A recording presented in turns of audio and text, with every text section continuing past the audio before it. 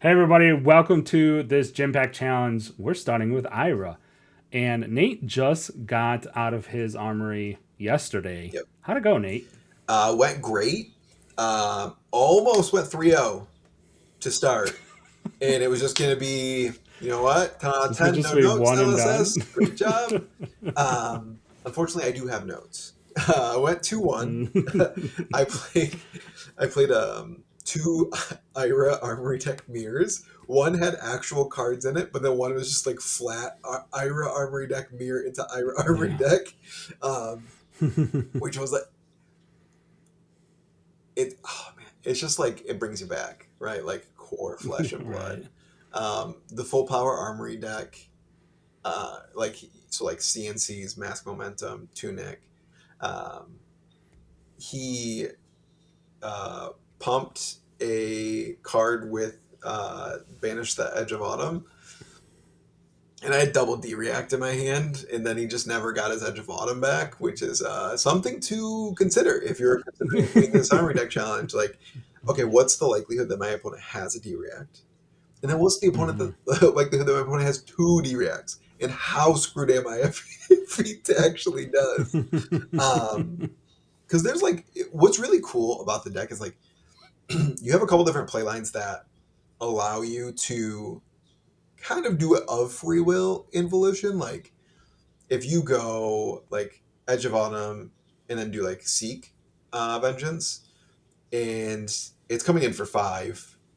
So if they say no blocks or they block one card, but you have like Enact Vengeance to follow it up, like then you're calculating, okay, what's the likelihood that my opponent has one a D react and then also wants to cover up an Enact Vengeance or can cover up an Enact Vengeance behind Hmm. it, and then like let's say you do lose your your Edge of Autumn for whatever reason, um, Snapdragons really bails you out because it forks your opponent. Like if you go like let's say you attack with like Bittering Thorns, right? And then you attack with like another Seek, which doesn't have Go again because you have no Edge of Autumn. You keep your snaps up, you snap it. They have to give you like 2 cards there, otherwise like you're getting it back. Um, and then you can follow up with another like Enact Vengeance. So it is, while it's like a recursive engine tool, which is really cool, it's also one of those recursive engine tools that someone can just go stick a fork in and just go. Yeah. Just blows up. But overall, I really like the feel of the deck. It's consistent what it wants to do. Would like a couple more 2 for 6s in the base armory deck. I think Give and Take is a super awkward include. I blocked with it most of the time. I did play it when my opponent was at 1, which was adorable. Um, but I think it's just adorable. Like that's not what you really want to be using like a I don't even want to say like premium reprint slot on, right? Like if you really wanted to like reprint a card and like try to like help shave a little bit of that value off, it's like Weakest Link exists. Erase space, put like one erase space in there. Because Yeah. those one of cards, putting them in there does almost nothing to their market price, but Yeah. gives players like a sense of like where you should go with it, right?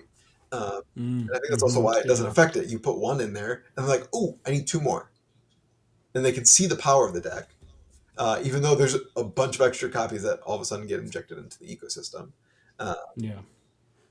so that card's a little weird, but then I played a Gravy, and I barely lost, like by the just beansiest little bit.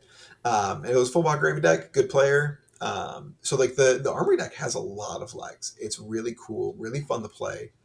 Um, so I'm really excited to experiment with it. So I guess we can go into like what we got. So we got what Mm-hmm. $38. We're getting rid of those give and takes, Yeah. Yeah. Selling those off. selling those off, and then we got some decent hits. No bangers. But like Avasti's always good, right? The Sirens of Mm-hmm. Safe Harbor, slotting that. Well, I'll trade it, but that's coming into Mm-hmm. the deck because I think that's one of the because you have that discard outlet with Mask. One of the things I was also thinking about trying, which as I was building it, I just didn't feel like I had the deck space, but if we then remove the nimble, so we're going to put in the nimbleism package. So we're putting in 3 red nimbles. We're putting 3 red Jack B stealing an item. I don't remember which one that one is. That's Yeah, quick or Jack B I nimble. Um, can't help you out there. yeah, and I then we're have putting no in 3 idea. nimbies as like Hmm. an additional chain ender. Um, because I felt like there was a lot of times where I would have go again, but nothing to do with it. And also, one thing I'm noticing that I need to figure out how I want to balance it out is Edge of Autumn. How, because it's one resource, how am I spending those other 2 freaking resources, bro? Like, Yeah. um, because Flying Kick is adorable, but Flying Kick also felt like the turns that I was also breaking robes on because it was like Edge into Bittering Thorns into Flying Kick. So that's one of the things I need to kind of work out with the deck is like how I want to build that because you need a lot of like zero cost go against for it to work. Um, Hmm. so we're just gonna try the Nimbleism package to start, Yep. and then see how we feel. We're adding in Sirens of Safe Harbor as an additional 2 for 6.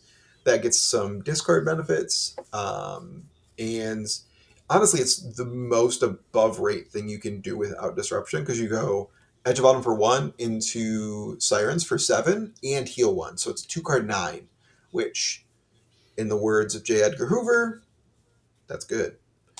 Um, Yeah. so that's kind of where I want to go. I think I added 1 erase phase. Ted's like, "You're ready, right?" And I'm like, Yes. "Yeah, for sure. I just built the deck, and I know what cards I put in it." Um, So yeah. the upgrades that cost money, Nate, Yes. that we talked about, was the Mask of Pouncing Yep. Lynx, Race Face, and 2 Fate for Scenes. The Fate for Scenes are actually $2 a piece, so we did count those at $4 total. So out of the $39, well, just under $40 that you pulled this week, we spent $29 of it. So we have just about $11 left in the bank for next week. Yep. I don't. It's kind of funny. So you'll look, and we'll have the deck linked. The sideboard Yeah, check. basically takes the deck in 2 separate directions, which is one of the things that really. It's like my biggest pet peeve about a deck is I love a switchboard. God, woo, baby, give me a switchboard because I love it. So like Yeah. the deck will there's the Nimbleism Nimby Jack B Nimble package, which will take me more aggressive, but then there's also the 2 for 6 D React package that will take me more defensive. Mm-hmm. You block 2 cards, you send efficient numbers over the course of the game, you win. Um, Mm-hmm.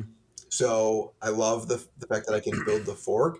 What's really interesting about trying like looking at building out this deck is the literal CC deck that I thought was like that I was kind of playing around with. It's very similar, but it's got CNCs, it's got warmongers. So Yeah. all of the money generics, it's got the Yeah. mask, it's got tunic. So like Yeah. to get to it's so difficult to take this armory deck from armory deck to CC version because of these staples being at the very upper Yeah. price range. And there's not a good like in between like erase faces like that, kind of like my poor man's CNC, if you will. Right. Um, Yeah. That makes sense. so Yeah. uh, But it's overall interesting, I guess, to kind of wrap this up a little bit. But it sounds like, a little bit different experience than Gravy, right? Gravy maybe needed some more work right out of the box. But Ira, kind of harkens back to the old KO deck that we saw last year, or some of the other decks that kind of just were very streamlined and work well out of the box, and overall good new player experience. yes, this is the difference between this out of the box versus gravy is astronomical. Um, very clean. If you have a buddy or somebody who wants to like try Flesh and Blood, hand them the Ira deck. It's so smooth, so streamlined.